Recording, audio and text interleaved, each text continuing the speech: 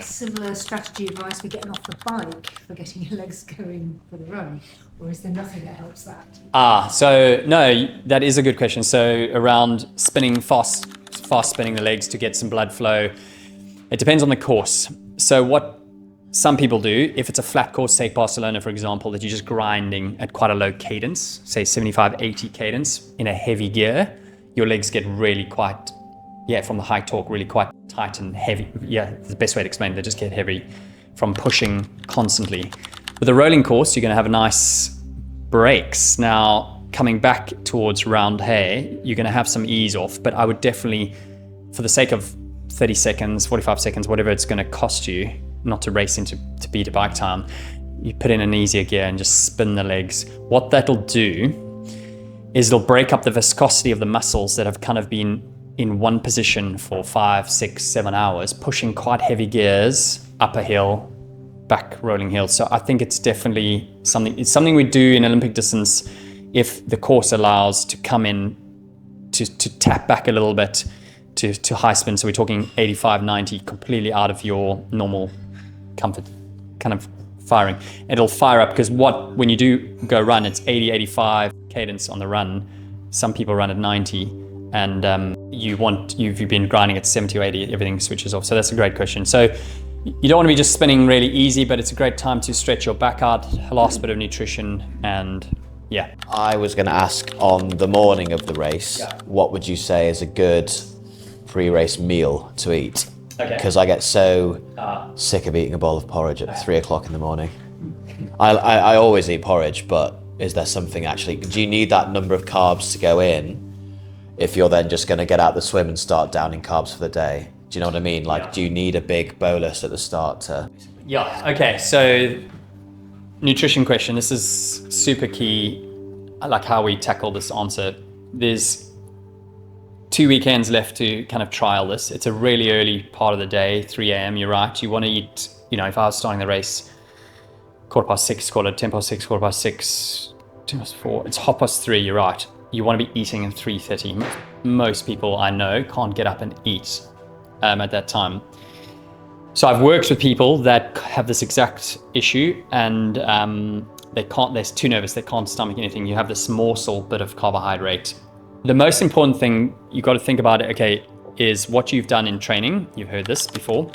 So you don't suddenly say, all right, I'm going to have 5 slices of toast that day because I used to have porridge, is the most important thing. So what are you trying to do? You're trying to lift your blood sugars up, not your carb stores, because you did that in the days before. So that's why actually almost it doesn't really matter what you eat in the morning of. People go, I just didn't have my breakfast that I normally have.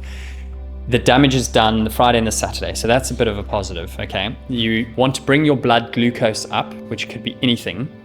But the promise with that is once you go up, there's a big drop with blood glucose. So the jam toast theory and that kind of, yes, it's great if you're just going out straight away in 45 minutes.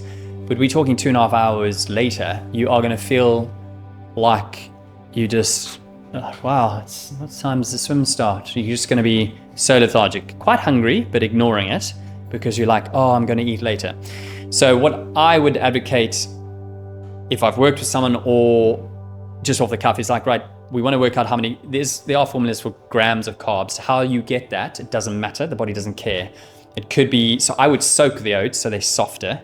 If it's not oats, then it's something like the equivalent carbohydrate. So you're looking at probably, how much do you weigh? Like 70, 65. Okay, so you're pretty light. So you can times it by the calculation of grams per kilogram that you're trying to get. On the low end, it's probably 8 grams per kilogram. So that's 400 grams of carbohydrates. Quite hard to get that, but it's easy to get that from simple sugars. But again, you've got to practice what you've done in training and do it. So you can get some liquids there, which will be simple sugars, but I always accompany that with at least 2 boiled eggs for the protein. Now it's a long day out, 12 hours, 13 hours. Think about how many meals you would normally have. So you want to try and get some protein in first thing in the morning. If you couldn't stomach eggs at that time in the morning, I totally understand that. You boil them the night before. You can mix some protein powder into some porridge. You just want to try and get what you can in. But yes, it doesn't have to be porridge, but I'm not going to sort of suggest a food type because it might just upset your stomach. If you want to try this weekend, but that by all means do it, but it means you're getting up at 3-4 o'clock in the morning by choice. But it doesn't really matter what you have on that race morning. It's just got to top up your blood glucose. But I would accompany that with some protein, guys. Most people neglect that because it's going to help slow down that shoot and that drop off. And then remember, you're just going to top up 30 minutes before. I would urge you just drink a little bit of hydration, drink in the build up from 5 a.m., 6 up, just sip on it, just so you're not over drinking, not peeing, so not water, hydration, so electrolyte, so have a premix. And I wouldn't sip around carb drinks and stuff like that again, it's just gonna spike you. And if you want to have a gel before the start and you know that's what you do, stick to that. Some extra caffeine would be pretty good for that as well. It's very individual. I can't give you the right foods. And then you can see I wouldn't just go fruit. Most people just go, I'll have my banana, my porridge. No, you just want to stay off fruit because of the fiber. It's just harder to break it down. You want a clear gut. Your nerves are up, so you can't break down the fiber. Everything takes much longer. That's why I would soak the oats overnight. Yes, it's a whole grain, so it's better for your blood sugars, but soak it. It'll just slide down. Put a bit of yogurt with it if you really want. That's extra carbohydrates as well. So when I do a run, I run with a running vest and 2 water bottles. And my strategy is that I walk. Yeah. Do I do that on the race day with the race bottles in a running vest? Well, that is a fantastic question because and I'm glad you do your long runs, even an hour and a half, 2 hours with a vest, because you've got on tap fuel, drink, hot, cold. If you don't use it, it's brilliant. You take it home. One of the mistakes that we all made many years ago, not taking out, most runners just go out for an hour and a half, they don't take anything. Okay, so that's a great fact that you did. I would stick to that because then you're in control. If it's starting to annoy you, you'll have people around that you can pass to. I might even be around. Or you've always got places you're passing through. I was going to just say special needs there. I wouldn't put it in special needs, it'll disappear. But it's not a train smash, you're not going to lose your vest. You only might just feel a little bit hot with it, but I would definitely do a run walk strategy because you'll get through that 42 Ks much quicker than someone trying to run fast the first lap. I maybe wouldn't carry 2 500s. That's the only thing, I'd just carry one 500. So that's kind of your comfort zone, your comfort blanket, because the drink's perfect en route, and if you don't like it, then you just have water. My worry is that is when I come to my walk where I fuel and drink. Yes. You're too far ahead. You're too far away. That's actually a fair point as well, because it might take you 15-20 minutes, and that's a great time to eat. So when you're feeling good, that's a great time to eat and get your nutrition in. Certainly on the bike. It's when you're feeling lousy, that's when you normally back off. What would you have in your bottles? Just hydration, and then your fuel would be kind of separate. Some chews or some Cliff Blocks. Yeah, perfect. Oh, so you're worried about running out of fluid. I don't think you would go through a litre in that gap between the 3Ks, 4Ks, even if you're walking. You can watch some footage of runners from behind, because I always watch it when I'm in a race, of them collapsing through a runner that the shoes have gone onto the wrong people's feet. So if you're a neutral runner and you train in a carbon shoe for some of your long key runs and you're absolutely fine with that, you must ask yourself, what was my longest run in there? If you're a pronator, that you have a stability shoe and you put all the carbon shoes on neutral shoes, they're designed for really efficient straight people that are neutral, rock forward and back. They don't have this excessive roll in through the rear foot. And they help triathletes great because our quads are super tired off the bike. So the rocking effect that a carbon shoe is great. But the cost of it, unless you've had some biomechanical eyes from the back going, yeah, you're fine. The amount of times I see people running and their feet are flared out in a race, I make sure I kind of and they're just collapsing through that. The cost to the calves, the muscle fatigue, the knees, they'll be walking at 25 Ks. So they think they're going fast, but they're not using the shoe to their full potential. That's the only thing I want to say about carbon shoes. And I wish I can easily find some footage of someone behind and you're videoing it and they're just collapsing through the shoe. But in their training shoe, they'll be wearing a stability shoe or an insole or something. They're a neutral shoe designed just to forward rock beautifully. They do the job. You obviously don't get as much mileage out of it. I was just looking at the aid stations on the bike, and there's only 2. So it's quite a distance between each of them. That's, I'm sure, because the Bolton... 2 over the whole, each loop. That's what I'm looking at now, so it seems quite a long distance.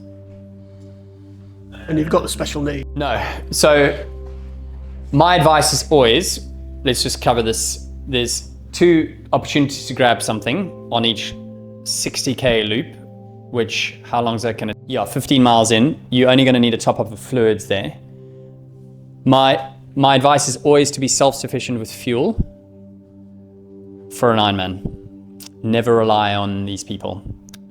When they used to make pre-mixed carbohydrate drink, you never know how they're mixing it, and the volunteers. Now I can guarantee you that mind you, the briefing for the hydration will be quite explicit because concentration is everything. But again, you're relying on non-precision hydration staff to mix it. But bearing in mind the volunteers, they will mix it hopefully correctly to the 750 bottle. So your hydration will be bang on. Why I say that is because when you're in races abroad and the Spanish, they'll say ISO, and you just think you're getting a hypertonic drink, you're just getting a carb solution drink. You might drop some fuel. You've trained on your fuel. Unless you've trained solely on Morton, I wouldn't do the whole bike leg on gels. Like if you're planning on doing that, you'll just, unless you're bulletproof, you'll just hate that theory. So there's more like satiation, so solids. So you want to carry yourself, you've got 2 options. Carry your fuel for 6-7 hours, which is quite hard to carry 80 grams an hour, 60 grams an hour, or you rely on a top up on your first or second lap, probably your second lap of 3. I wouldn't do it on the third lap. So that's fuel only. I would put your fuel in your special needs, but I wouldn't worry about running out of fluid. And you don't want to carry too much. You know, you're 1.5 liters at any given stage. You shouldn't drink more than 750 to a liter an hour, depending on your body weight and the sweat rate. And then you've got special needs, 32, about 35, 36 Ks in, which should only take you an hour. So given that Leeds is such a hilly course, what sort of target grams of carbs should we be looking at per hour? Because I was going to be targeting around 90. The problem I've got is I take the Morton bars, but they're only 40 grams. So to get through, I'd need at least 12 of those. And there's no way the size of those things I can carry 12 of them. Okay, that's a great question and really important. So you were planning on drinking as to thirst, as the day demands from hydration. And so 90 grams is a nice top end of the range. The course will only dictate how long you're out there for. So don't worry about, it's a flat course versus a hard course. It's just a duration thing. So work on time, which you've probably kind of roughly, you're going to be within a half an hour of your guesstimate time. Let's hypothetically say you're out for 7-ish, let's just say 7 hours. So yes, you cannot carry that amount of fuel just from a weight perspective. Morton obviously will have bars. I suspect the first lap will be great. Second lap, you'll probably still get some fuel, but I worry that they run out of fuel somewhere, some aid stations. Oh, sorry, do you want a banana? Or I'm just making worst case scenario. I've never experienced it personally because I've always carried my own stuff and there's always food, normally bananas. So those small bananas, obviously a banana is about 30 grams, so half a banana is 15. If you're hitting the top end of 90 and of the range of 60 to 90, that's great. You've practiced in your long rides. If you can stomach that, that's good. Solids are quite hard to get that continuous amount, but if you've done a long ride on just solids, then fine. I'm just giving you a little bit of food for thought there, literally to think about what you might want to try and do. But no, so I would rely on special needs and not carry it all. Put your own stuff. But the fact that you are using Morton, I would just, when you stop to top up bottles, I'd use Morton. I'd grab the bars from there. Make use of caffeine for sure. If you use caffeine, you're a regular habitual caffeine taker. There's 100 milligrams, like a double espresso. You want to probably, there's body weight calculation. But most of us are probably habitual. Yeah, I'd probably at least have 2 shots within the ride. So there's 2 gels you're having. Yes, you're relying, that's not really taking on much at all if you're planning on not doing any gels on the bike. Talking of caffeine, obviously when I'm at home, I'm constantly drinking. And then obviously when you're out on the bike and stuff. So I've been using the Morton caffeine gels, every hour and a half to 2 hours to get that caffeine fix. Is that the right thing to do? Okay, so caffeine's a slightly trickier answer.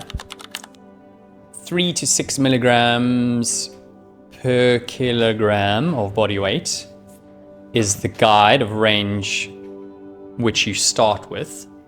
But then it's slightly trickier to manage that because there's a half-life of 6 hours. So if you have a double espresso now, in 6 hours time, you've still got 40 milligrams floating through your blood. Now, the other caveat is, are you a sensitive caffeine person or not? I know I'm quite sensitive, so if I have a double shot now, well, there's no ways I'll sleep at night. That's why the 12, 1, 2 o'clock, 2, So you know your body. If you're having it quite a lot during the day, you're probably quite non-sensitive to it. But it's worth using it for cognitive function, delaying the onset of fatigue. We know what caffeine does to you. So if you want to be safe, you're on the low end, 3 milligrams. So you say you're 60 kilograms, 180 milligrams. Just having a cafetiere in the morning is 180. So then you get to the race 2 hours later, you've still got probably 100 milligrams and you have another shot just before. You see how this, it's like staying tipsy drunk. You want to just, with caffeine. The problem comes in when you go over 12 hours, ultra endurance races, the caffeine equation starts to get skewed because you actually need more. So it's a slightly long answer because it deserves its own answer. Every hour and a half is quite a lot. A couple of things you can do. Take 10 minutes to go read some case studies of real athletes performing. It's on Precision website, what they fueled. Some of them don't even touch their, they'll just show you what it doesn't, it's not necessarily all Precision products. Coca-Cola, 1500 Precision and like 9 milligrams per kilogram of caffeine. So some people go huge. Some people, I just go in the middle, unless you've practiced it now. If you're having something every hour and a half in a 5-hour bike ride, you're probably getting 300-400 milligrams in that bike ride. And then you had your morning coffee of, say, if you have a cafetiere, it's quite important how you have it because there's different caffeine. I know a double espresso is 80, depends, and then a cafetiere is about 150, 160, even up to 180, depends how strong you have it, but you get the drift. You don't want to overdo it, but if you're not having any gut issues and you feel good on it, there's your answer.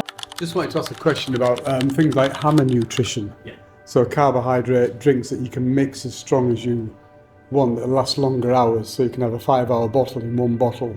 Is that advisable? And then because you only got one more bottle then to have your hydration in. Is that the right thing to do, to have a strong mixed bottle on board so you don't have to you can mix your drinking and eating of carbs? So you can have, because Lisa's going to be out for 7 hours on the bike plus, so she can probably have a 4-hour bottle mixed and eat as well. Back in the day, 2008, 2009, probably about till 2011, used Hammer Nutrition Perpetuum, which was you make a multi-hour bottle, because I never liked strong carb drink. I thought that it was just, I didn't really feel satiated. So it's a smaller brand it's good to see that it's still going. You can make a multi-hour bottle. It just gets thicker and there's nothing wrong with that if it suits you. Some of them have a bit of protein in it as well, so you feel more satiated. So it's a liquid calorie. The problem is with an Ironman, when you're going longer than 10, 12, 14 hours now, you can start getting hungry. Satiation is key. So that's why solids are great, because you feel like you're chewing something. So the answer is, if it's working for you on your long days, don't change it. There'll be a tiny element of sodium in there, but you just need to then drink sodium on course. So key is variety, work out how many grams you're getting. Always take a bit extra, 7-hour bike, maybe just add a half an hour, because you never know mechanicals and things, the wind might be blowing. So absolutely, there's nothing wrong with that. That is kind of decoupling. And so close to the race, I wouldn't change anything now anyway.